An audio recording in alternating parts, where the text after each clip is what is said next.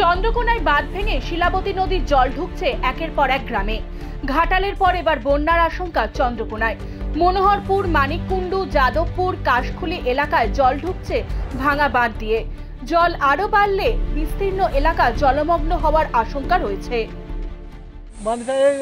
বড় বন্যাটা প্রথম যে বন্যাটা হয়েছে মানে শিলাবতী নদীর জল, শিলাবতী নদীর জল চারখানা ভেঙে গেছে, চারখানা আমাদের নদী। আচ্ছা, এটা কোন এলাকা? এইটা যাদবপুর এলাকা, চন্দ্রকোনা। চন্দ্রকোনা। আচ্ছা, এই যে বাঁধটা ভাঙা ছিল তারপর থেকে কোনো মেরামতের ব্যবস্থা হয়নি? এসেছিল বাবুরা, একবার দেখা আছে, দেখে যে কিন্তু এখন কি পরিস্থিতি? এখন এবার কি পরিস্থিতি আমি না না, এই যে এখন তো নদীর জল বেড়েছে আবার। এখন নদীর জল বেড়েছে, যে বন্যা এসছে, আমাদের বীজতলা ডুবে আছে। স্থানীয় বাসিন্দাদের ক্ষোভ, জুন মাসে যে বন্যা হয়েছিল তারপরে রাস্তার আর সংস্কার করা হয়নি।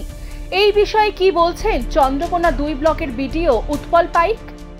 আমাদের 8 থেকে 10টা জায়গায় শিলাবতী এবং কেঠিয়াখালের বাঁধ ভেঙেছে, সেগুলো আমরা নজরদারি রাখছি। কিছু কিছু জায়গায় বাঁধ ইরিগেশন বাঁধতে শুরু করেছে, কিন্তু বৃষ্টির জন্য বাঁধ বাঁধার কাজে অসুবিধা হচ্ছে। এখনও পর্যন্ত জল কিছু কিছু জায়গায়, চন্দ্রকোনার 2-এর কিছু কিছু জায়গায় জল ঢুকেছে, কিন্তু তার পরিমাণ খুবই কম। সেটা মাঠগুলো হালকা হালকা ডুবেছে, কিন্তু কারোর বাড়িতে জল টল এখনও পর্যন্ত ঢোকেনি।